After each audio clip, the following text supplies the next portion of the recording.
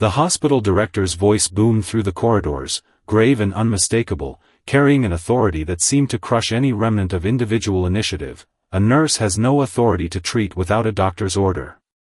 This declaration, in its essence, defined the rigid hierarchical universe of St. Anne's Hospital. Rachel, however, remained unwavering in that moment. Her hands, firm and experienced, maintained the exact pressure on the bandage covering the frail arm of an elderly man. He, a man weathered by time, wore an old, battered military jacket, and his countenance bore the weight of a profound, almost palpable exhaustion.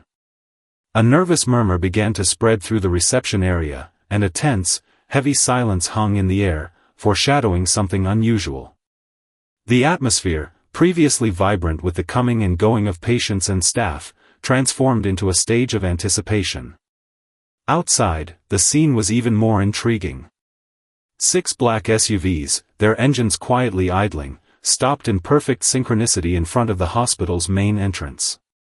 Their doors opened, and from within emerged men and women in impeccable marine dress uniforms, their chests adorned with gleaming rows of medals.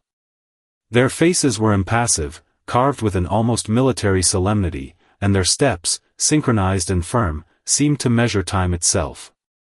It was a display of strength and purpose rarely seen outside of official ceremonies. The arrival of that group, with its imposing presence, automatically drew all eyes, transforming the ordinary into the extraordinary. The question that hung in the air, silent but pressing, was, who was this old man Rachel had dared to help, defying the rules and established authority?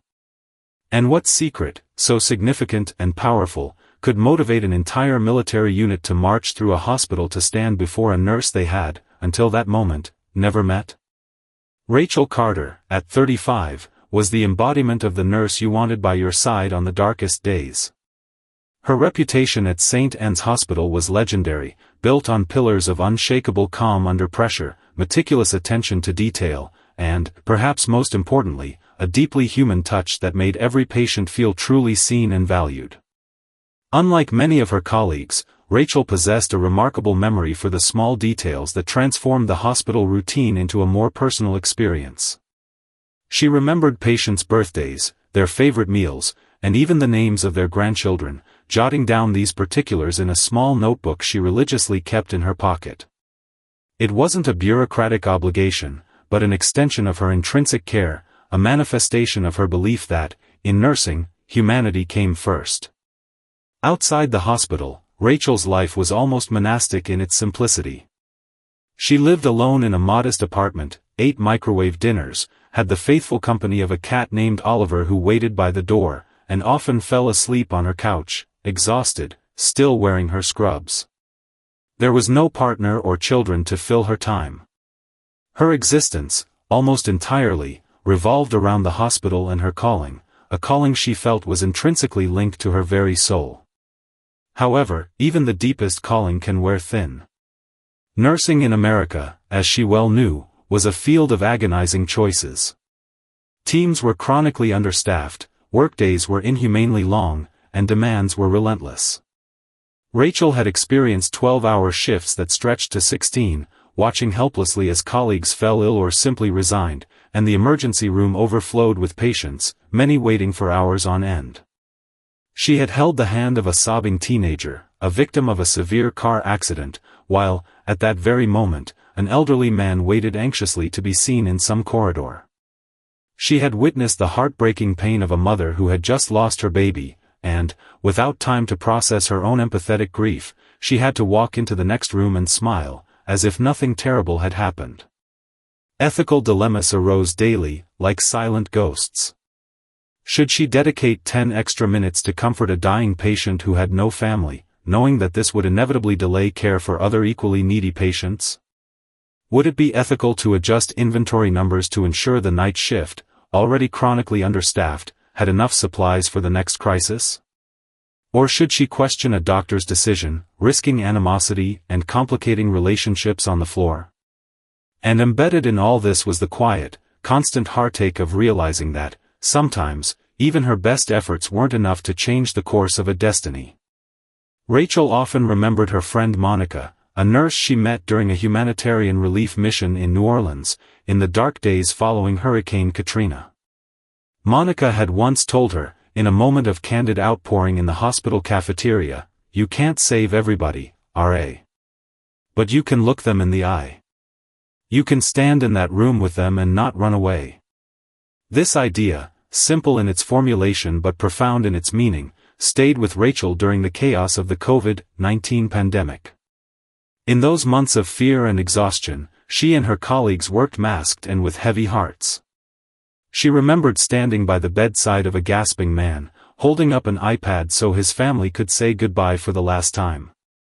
She remembered slipping an encouraging note into a colleague's pocket before an exhausting shift. Rachel knew, in her essence, that nursing transcended the mere administration of medicine. It was about witnessing pain, about standing in the eye of someone's storm, offering whatever shelter was possible, no matter how small. However, as the hospital tightened its rules, focusing increasingly on rigid protocols, maximized efficiency, and, above all, legal protection against any misstep, Rachel began to feel a growing tension. It was no longer just about healing, it was about not making a mistake that could cost the hospital money or tarnish its reputation. More and more, nurses were treated as potential liabilities, as risks to be managed, rather than dedicated healthcare professionals. And this shift, gradual and insidious, broke something inside her. Still, Rachel persevered. Because, every once in a while, a moment of pure human connection would arise, a thank you note from a patient, a small but significant recovery, a hand squeezed in gratitude. It was these small gestures that reminded her, with undeniable clarity, why she had chosen that life. What Rachel didn't know was that all those small acts of compassion, all those years of quiet defiance against the cold norms of bureaucracy, were preparing her for a specific day. The day when the man in the battered military jacket would walk through the hospital doors and force her to make a fundamental choice, between the rules imposed by the institution and the undeniable call of her own healing hands. It was just past noon when Sam Brooks stumbled through the sliding glass doors of St. Anne's Hospital. Rachel was finishing charting a pediatric patient's vitals when she heard the sudden commotion at the front desk. Her pen hovered in the air, suspended, as her head instinctively turned toward the sound. Sam's entrance, at first, didn't cause an immediate uproar, but rather a subtle shift in the atmosphere, like the air becoming dense and heavy before an impending storm. He was a man who, in his youth, had probably been tall and robust, though the years had curved his shoulders and hollowed his cheeks, leaving him with a gaunt appearance. His military jacket, faded olive green and frayed at the cuffs, hung loosely over a frame that had clearly seen better days. Sam's face was slick with sweat, his gray hair matted, and a slow, dark, damp stain spread across the left sleeve of his jacket.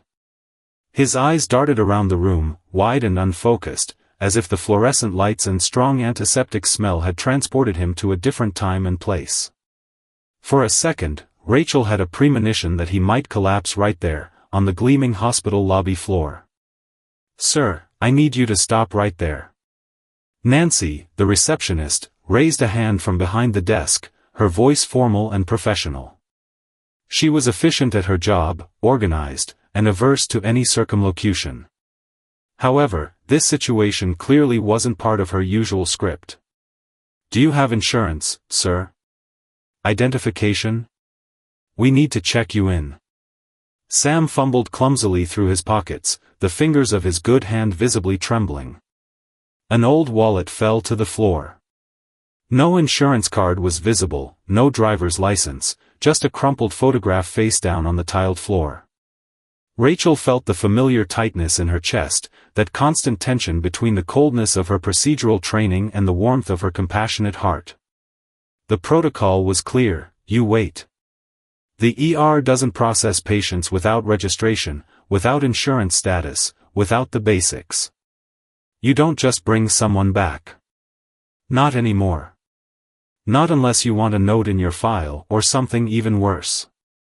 But looking at Sam, Rachel saw much more than just the need for paperwork. She saw the uncontrollable trembling in his fingers, his rapid, shallow breathing, the yellowish, sickly tone of his skin. She noticed the scar near his temple, the limp in his left leg.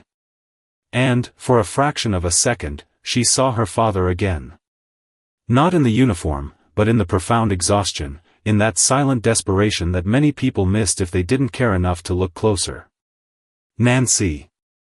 Rachel called out, stepping forward before she could even consider the consequences. "Get a wheelchair and page Dr. Morrison. Now!" "Rachel, he hasn't been processed," Nancy hissed, her eyes wide with surprise and nervousness. "He's crashing," Rachel said calmly, already at Sam's side, one hand on his elbow, the other helping him into the nearest chair. "We don't need paperwork. We need N4 and antibiotics before that infection takes him out." Behind her, she could hear Linda, at the nurse's station, mutter, "You're going to get written up again, Rachel." Rachel completely ignored them. Her focus was solely on the clamminess of Sam's skin, his slow, slurred response when she tried to get his name. "Sam," he murmured. Just Sam. She knew that name wouldn't get him past the front desk or into the system, but for her, it was enough. The tension between rigid bureaucracy and human compassion crackled in the air like a live wire.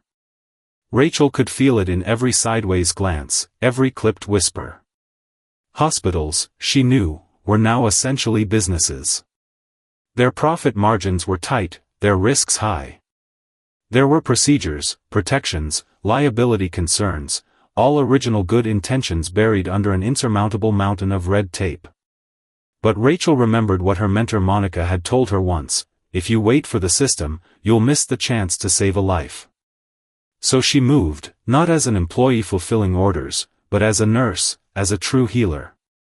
And with every step, lifting Sam onto the bed, wrapping the cuff around his arm to take his blood pressure, starting an intravenous line, Rachel crossed an invisible line. A line that would change everything, though she still had no idea of its true implications. Rachel's hands moved on autopilot, performing the procedures with the precision of years of practice, cleaning the wound, checking vitals, preparing the for access. But inside, her mind raced at high speed. "What am I doing?" she asked herself. She could almost hear Eleanor Green's voice in her head, the sharp tone of the warning from the last staff meeting: no treatments without physician authorization. One more incident, Rachel, and we will have no choice but to take disciplinary action. This, however, was not the first time Rachel had walked this fine line. There was the night she, against policy, slipped an extra blanket to a homeless patient waiting for a psychiatric evaluation. The time she stayed 4 hours past her shift to sit and talk with an overdosed teenager, when the family never showed up. The time, during the COVID crisis, she smuggled an iPad into an isolation room so a dying man could see his wife's face one last time. And, on all these occasions, the same reprimand: follow protocol. Stay within your scope of practice. Protect the hospital. Rachel had nodded, promised to be more mindful of the rules, and invariably returned to work with the same quiet conviction that had always guided her: you help people because it's right, not because it's convenient. But now, standing over Sam Brooks, the weight of those warnings seemed heavier than ever on her shoulders. She thought of her father again, the man whose failing lungs had propelled her into nursing in the first place. In his last days, the hospice nurse had discreetly bent the rules, dedicating extra time, extra comfort, extra care that no insurance policy covered or even foresaw. Rachel never forgot that. That's what healing means, her father had told her. Not just medicine. Mercy. Still, doubt crept in, insidious. What if Sam had an adverse reaction? What if he collapsed and someone blamed her personally? And what if, by helping, she lost the career she had dedicated her entire adult life to building? Why isn't anyone else stepping in, she wondered bitterly, glancing at the nurse's station, where Linda nervously peeked over her computer screen, or at Nancy, still paralyzed behind the reception desk. It was the familiar bystander effect. Rachel knew the term well. When responsibility is diluted among many, no one feels compelled to act alone. People hesitate, unsure if they have the right, the authority, or the necessary protection to help. And so, they wait, watching while someone suffers. Rachel understood why. The fear of punishment, of failure, of overstepping boundaries, it was deeply ingrained in the culture, especially in medicine. Mistakes had direct and often severe consequences. Risk was not encouraged, it was strictly avoided. But moral courage, she had learned over the years, was not the absence of fear. It was, in fact, the ability to do the right thing, despite it. So Rachel took a deep breath and pushed the doubt to the back of her mind, focusing instead on the rhythm of Sam's breathing, the pulsation of his pulse under her fingertips. His skin was hot, his blood pressure was dropping. The signs were clear and undeniable. This wasn't about personal defiance or rebellion. It wasn't about being a hero. It was about one human being seeing another in extreme distress and simply refusing to look away. Rachel caught Linda's eye across the room and, for a brief moment, saw something flicker there. Not disapproval, but a deep longing. The longing to act, to be bold, to reach out without the invisible chains of protocol. As she finished securing the 4-line, Rachel felt her heart steady. She wasn't reckless. She wasn't a rebel without a cause. She was a nurse. And, sometimes, being a nurse meant remembering why you put on the scrubs in the first place, to fill the gap, to act, when no one else would. It was a conviction that, at that moment, solidified in her soul. By the next morning, Rachel Carter's world had, indeed, unraveled. She stood at her apartment window, the faint morning light filtering through the thin curtains, phone in hand, watching the chaos relentlessly unfold online. A mere 30-second clip, grainy and shaky, filmed by someone at the nurse's station, had gone viral overnight. The caption, short and brutal, read, "Reckless nurse ignores hospital protocol, plays doctor." The video, of course, didn't show Sam's labored breathing, his trembling hands, or the cold sweat drenching his jacket. It didn't show the empty nurse's station, or the visible hesitation on the faces of all the other staff members. It didn't capture the silent desperation Rachel had felt in that critical moment, the urgent and undeniable impulse to act. The comments flooding social media were brutal, merciless. She should be fired. Who does she think she is? This is why hospitals have rules. Nurses like her are dangerous. By noon, the official consequence arrived. Rachel had been formally suspended. No patient contact, no pay, no access to the hospital system. Hospital security escorted her to her car, her badge, a symbol of her profession and dedication, confiscated at the door. As she walked through the parking lot, carrying a small cardboard box of personal items, colleagues she had worked alongside for years avoided her gaze, lowering their eyes or turning their faces away. Only a young nurse named Jenna, visibly upset, gave her a tight, tearful hug, a small gesture of solidarity amidst the widespread rejection. When Rachel got home, the phone rang. It was her mother, her voice trembling with worry and anguish. "Rachel, what happened? Honey, you can't keep doing this to yourself. You can't save the world." Rachel listened in silence, an overwhelming exhaustion weighing her down like a rock. The media storm was just beginning to gain momentum. Talk shows debated her case fervently, transforming her into a symbol. Was she a misunderstood hero or a reckless rule-breaker? Hospital administrators issued carefully worded statements about ongoing investigations and policy reviews, protecting the institution's image above all else. Reporters camped outside her apartment building, their vans parked like vultures on the curb, waiting for any new information. But, beneath the deafening noise of public condemnation, other voices began to emerge, slow at first, but steadily growing stronger. There was Frank Morales, a Vietnam veteran who had been Rachel's patient after hip surgery. He posted an emotional video on social media, his voice hoarse, but firm and filled with gratitude. "She sat by my bed when nobody else had time. She treated me like a man, not a chart. You don't throw away nurses like that." Then came Susan Clark, a cancer survivor, who remembered Rachel staying late to hold her hand through chemotherapy. She was the only one who didn't flinch when I lost my hair. She called me beautiful when I couldn't stand the mirror. That's who she is. A local Army reservist, Marcus Hale, tweeted with conviction, "She saved a fellow veteran. I'd want her in my corner any day." For every angry comment, a wave of support formed, pushing back against the tide of negativity. Patients, veterans, families, people who knew Rachel's quiet, compassionate care firsthand, began to speak out. But still, the public trial continued, relentless. Rachel sat at her kitchen table, watching the storm through the window, realizing how quickly the world had changed. Social media didn't wait for truth. It didn't pause for context or nuance.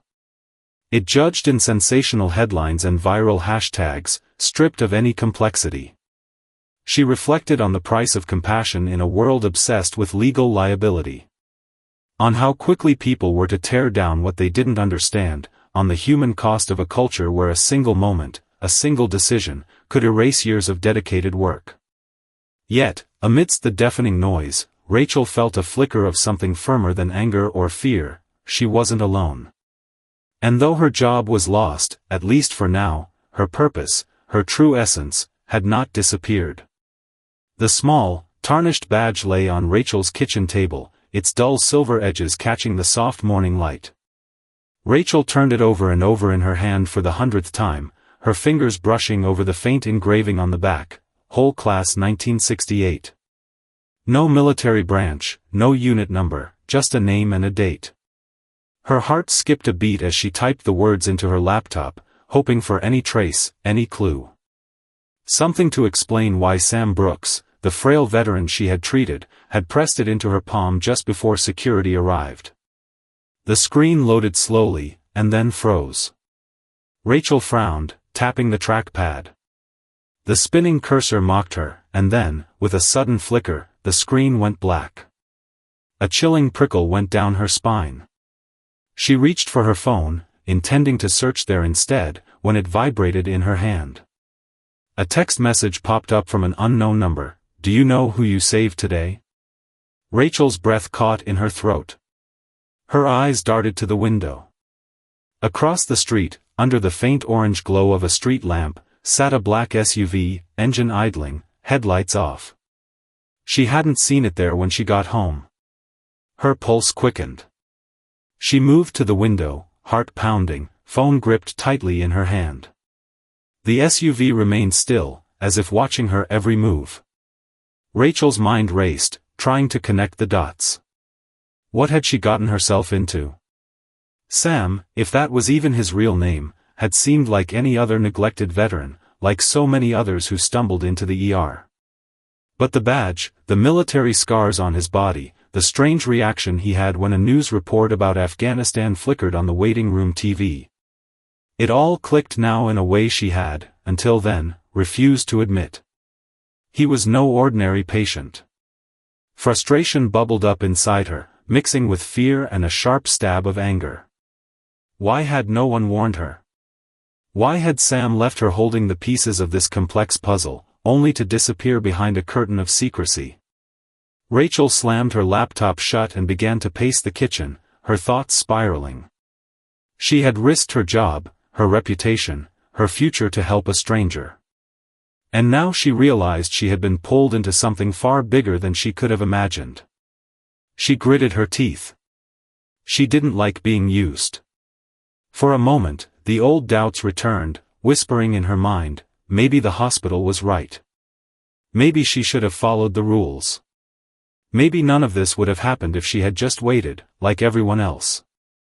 But no, Rachel knew, deep in her being, that wasn't true. Her hands had moved on instinct, her heart on conviction. She had seen a man in need.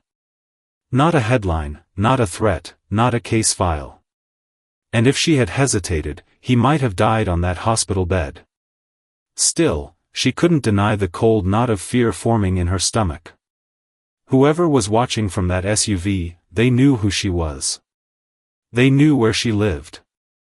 Rachel sat down slowly, the badge still cradled in her palm. She realized this wasn't over. Not by a long shot. The knock at the door came just before midnight, a sound that broke the silence of the night and marked the beginning of a new phase of her journey. The hospital lobby transformed into a scene Rachel Carter never thought she'd witness in her lifetime. 6 black SUVs, their polished exteriors reflecting the afternoon sun, lined the circular driveway. One by one, their doors opened, and from each vehicle emerged men and women in impeccable marine dress uniforms, their chests adorned with rows of gleaming medals. White gloves, polished shoes striking the pavement in perfect, synchronized cadence, underscored the gravity of the moment. At the front of the group stood Lieutenant Colonel Marcus Reed. His posture was exemplary, ramrod straight, and his face, carved with the stony calm of a man accustomed to command, exuded unquestionable authority. As they approached the sliding doors, an unnatural, almost reverent silence fell over the hospital. Phones emerged from pockets of patients, nurses, doctors, and visitors, who crowded the walls and balconies, whispering, watching, recording the extraordinary scene. Inside, Eleanor Green, the hospital administrator, adjusted her blazer with visibly trembling fingers as she marched decisively toward the main entrance.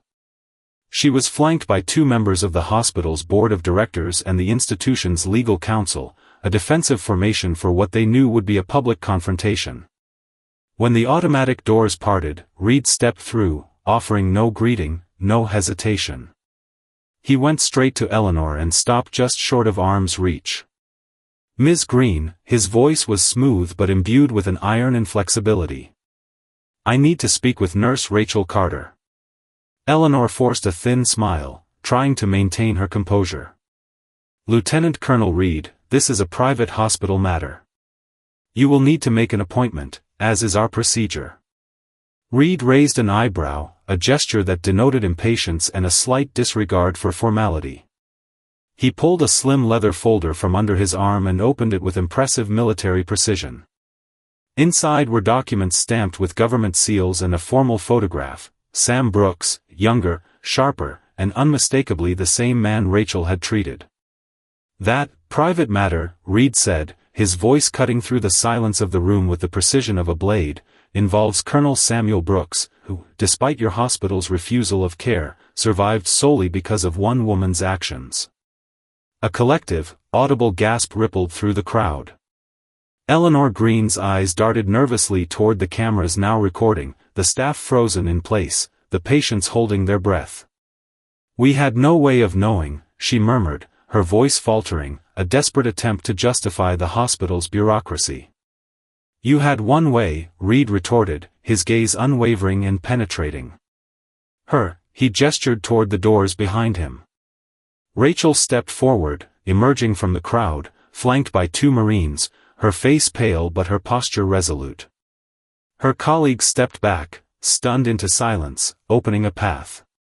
Linda, who had once whispered warnings and criticisms, now lowered her head in a mix of shame and admiration. Jenna, the young nurse who had given her that solitary hug, smiled through tears, a sign of hope and recognition.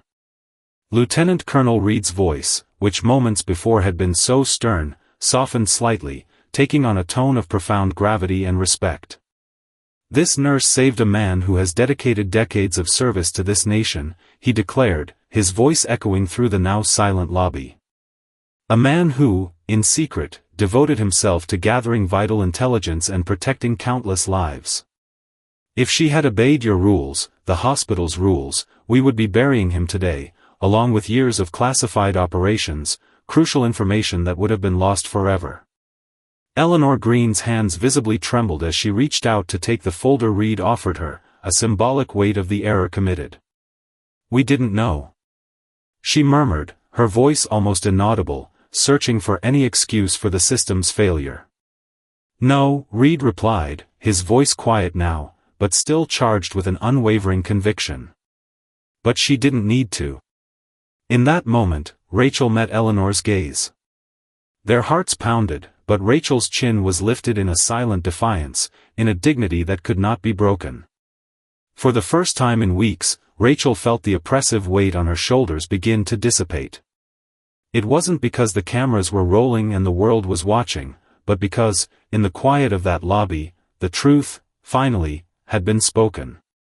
The Marines stepped back. The crowd parted, and Rachel walked through the hospital she had once called home.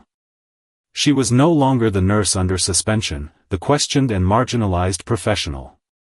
Now, she was the nurse who had courageously chosen humanity and compassion over cold, impersonal protocol. The following Monday, Rachel Carter stood once again in the hospital lobby, but this time, there were no security guards at her side. Eleanor Green awaited her at the front desk, and the hospital board was lined up behind her, like a jury that had reached a verdict, and not one of condemnation. Eleanor cleared her throat, holding out a crisp letter with the hospital's letterhead. "Nurse Carter," she said, her voice still somewhat tense, but carefully measured, "on behalf of St. Anne's Hospital, we would like to offer our formal apology. Your suspension has been lifted with full reinstatement, back pay, and our deepest gratitude for your service."